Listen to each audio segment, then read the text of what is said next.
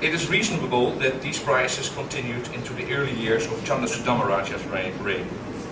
The temporary cessation of taxation during the first 3 years of Chanda Sudamaraja's reign from 1652 to 1655 suggests that during these years extraordinary measures were needed to revive the Arakanese economy. After 1684, peace with Banten enabled the VOC to obtain rice from sources closer to Batavia. This meant Arakanese rice was not needed anymore to secure a steady food supply for Batavia and the Spice Islands. Now that we have very briefly touched the functioning and the development of trade, it is time to assess the relative importance of the control over southeastern Bengal in terms of land revenue with Arakanese income from trade. The question, I think, is essentially how important a source of revenues were Arakan's Bengal dominions in comparison to the income of trade. The Mughal estimates of the Bengal revenues provide a clear illustration of the wealth of southeastern Bengal. The first revenue settlement of Bengal made by Todar Mal in 1582 shows the areas which we now know to have been the battlefield between the Arakanese and the Mughals. They yielded an estimated 2 million rupees, which is about 30% of all Bengal revenues. This would include sarkars that were under Arakanese control, like Hitli, Jessore, Bakla and the Dhaka area, and of course Chittagong. Chittagong alone accounted for a revenue of about 300,000 rupees, while the Dhaka area was rated about 1 million rupees. The second revenue settlement of Bengal is the 1658 assessment made on orders of Shah Shuja. If we are to follow Richard Eaton, who calculated on average a 100% increase in the revenues of southeastern Bengal between 1582 to 1658, the southeastern Bengal revenues would have grown to about 5 million rupees in the middle of the 17th century. Although the underlying figures are sometimes difficult to interpret, it's clear that southeastern Bengal was an important economic center already in the late 16th century, certainly worth the effort of conquering. In the 1658 settlement, several new sarkars are also added to Todar Mal's list. Most of them are most likely recently conquered areas. It would, however, be wrong to assume that the majority of these revenues had all flowed into Arakanese coffers during the first half of the 17th century. But it is also wrong to assume that because areas such as Chittagong were included in Mughal revenue accounts since 1582, these areas were actually controlled by the Mughals. On the basis of the reconstruction of the Arakanese-Mughal conflict in my dissertation, we can, however, now conclude that a large part of southeastern Bengal revenues flowed into Arakanese coffers before the middle of the 17th century. This corroborates van der Helm's mid-17th century statement quoted earlier, when he argued that the income from Bengal taxes was the most important source of revenue for the Arakanese treasury. Earlier in the 17th century, the Dutch chief on the Coromandel coast wrote to the VOC's Governor-General in Batavia that Bengal was of considerable economic importance to the Arakanese. British and Mughal revenue settlements of the Chittagong area later clearly point to the fact that regular land revenue collection was an important element of Arakanese control over this part of Bengal. The fact that when the British took control over Chittagong, the land revenue administration was still based on Arakanese standards and Arakanese practices provides clear evidence that revenue extraction from Bengal was organized along the same lines as it was in Arakan itself. In Chittagong, land was measured in Magi Kani. Land surveys were made according to Arakanese methods. No maps were used, but the measurements were recorded in a field book. The Mughals, moreover, used the Arakanese era in fiscal matters. This would lead to the conclusion that the Mughals probably ratified existing estates which had already been measured by the Arakanese earlier. This is confirmed by the fact that the majority of local zamindars reportedly settled in Chittagong from the middle of the 16th century, when the land was first occupied by the Arakanese. From this evidence, we may conclude that regular land rent collection formed part and parcel of Arakanese administration in southeastern Bengal. As quoted earlier, Talish in the Fatida Ibria stated that regular accounts of the Bengal revenue with regards to the Sarkars to the northwest of Chittagong were kept by the Portuguese operating under Arakanese control from Chittagong. To conclude, the question that we should ask ourselves now is what share of official income actually depended on agrarian management and what share was derived from trade. Taxes on trade in Arakan should be estimated at most at 10%. Of this tax, 4% went to the king's officials and 6% immediately to the king. Between 1636 and 1644, VOC return cargoes from Arakan were valued at about 12,000 to 31,000 guilders each year. This suggests a tax income from trade with the Dutch probably amounted between 800 or 2,500 tanka per year. And the Dutch were certainly the largest traders in Arakan, accounting for the majority of the cargo entering and leaving the country. If we speculate, we could assume that tax on trade levied on all other traders would probably not amount to much more than taxes levied on the VOC trade as a whole. This would give a tentative figure for income from tax on trade of about 5,000 tanka a year. Then again, traders of course also brought gifts, which can also be considered as royal revenues from trade. Taken together, taxes and gifts calculate would probably not amount to more than 10,000 tanka on a yearly basis. Tax income from trade in Chittagong is difficult to assess. For the early 17th century, we know that in 1616 the Arakanese king Mankaman told the Dutch that during the early years of the 17th century, Manuel de Matos, as I've stated earlier, gained a tax revenue at the Yanga of about 20,000 tanka. And I would suggest that these incomes would not have grown spectacularly during the 17th century. If we are now to compare royal income from trade with those from land revenue, this means incomes from trade paled into insignificance, even if only Chittagonian land revenue, which is estimated between what I said 250,000 and 500,000 rupees, is considered, which, as was argued earlier, certainly does not justice to the extent of Arakan control over Bengal. If we add income from the slave trade as another form of revenues, the importance of Bengal for Arakan can hardly be underestimated. The establishment of Arakanese control over Chittagong from the 16th century onwards provided Arakanese kings with a significant source of revenue which enabled them to expand Arakanese royal power across the Arakan-Bengal continuum. Arakan thrived because the Arakanese kings were able to exploit the riches of Bengal from the strategic fortress at Chittagong. These riches consisted of its land revenue, taxes from trade, and human resources. The withering of Arakanese control in southeastern Bengal after 1638 meant that the income from land revenue decreased. From the mid-1640s, the Arakanese economy declined.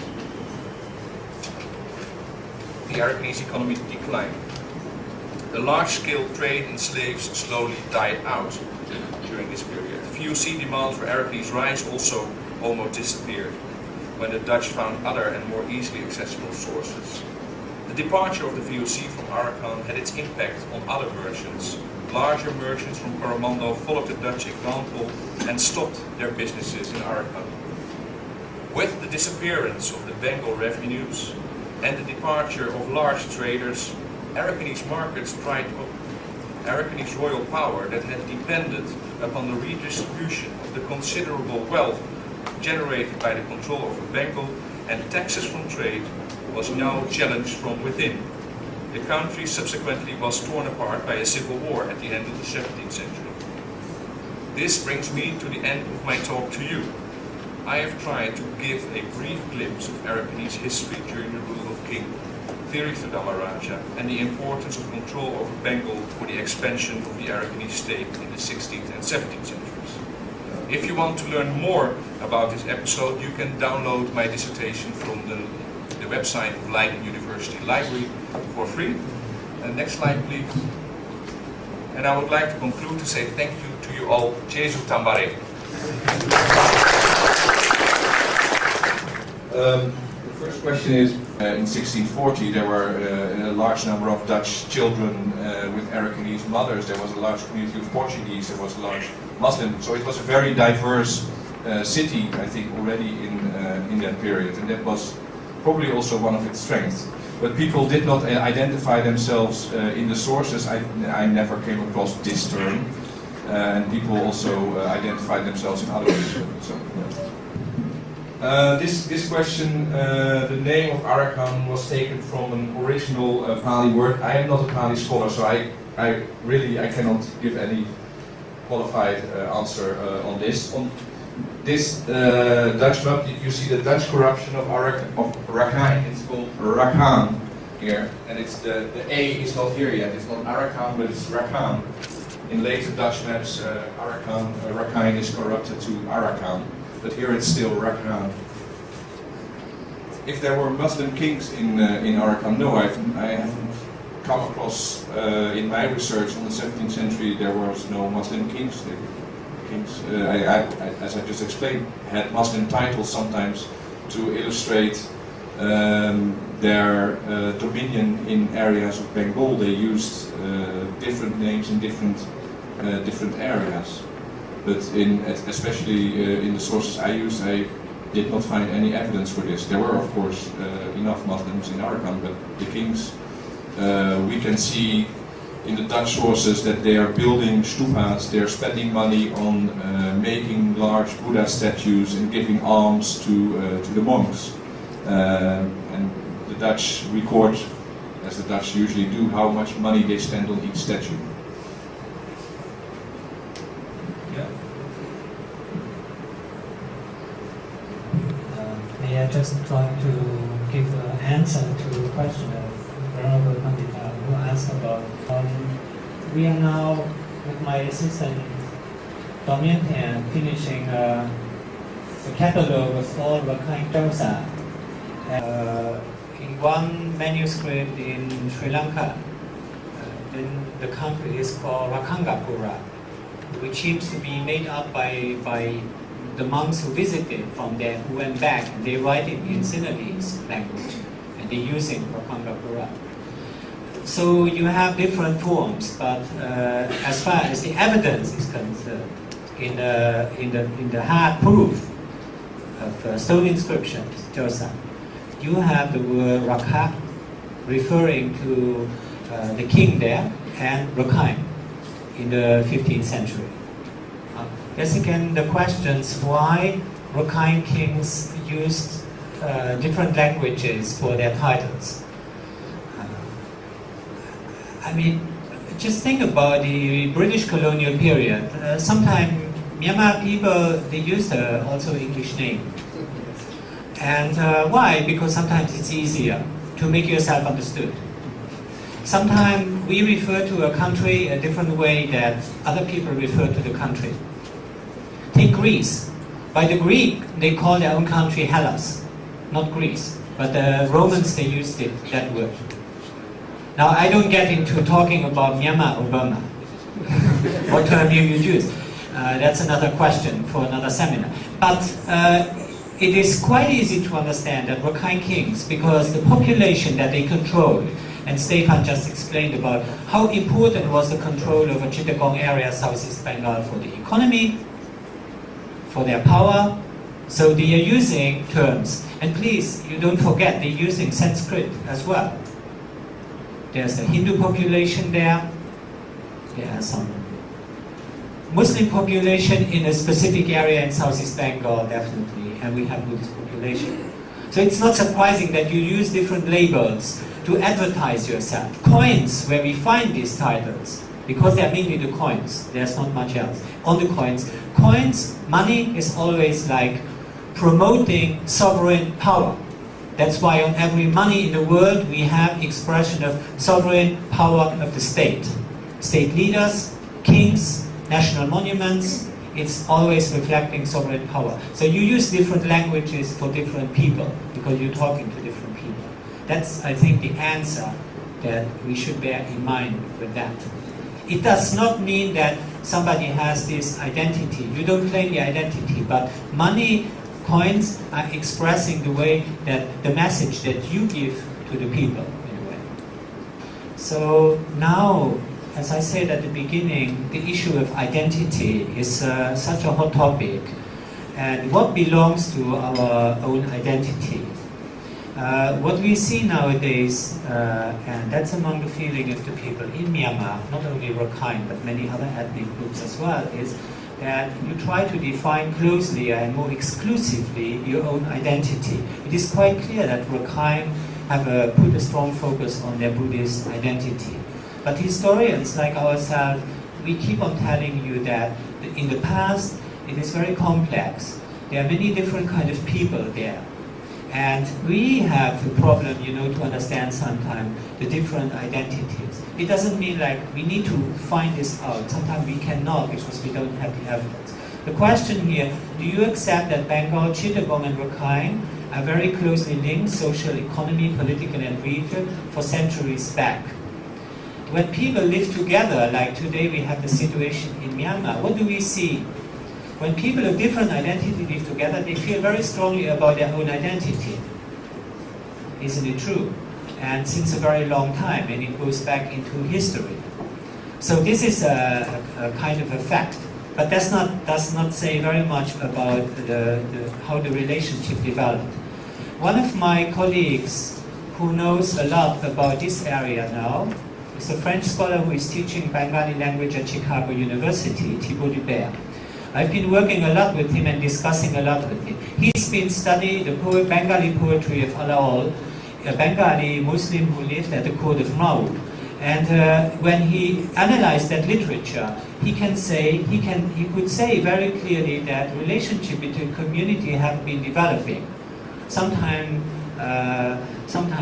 more tolerance and more understanding, sometimes not. So what I say is these things have been developing over the centuries.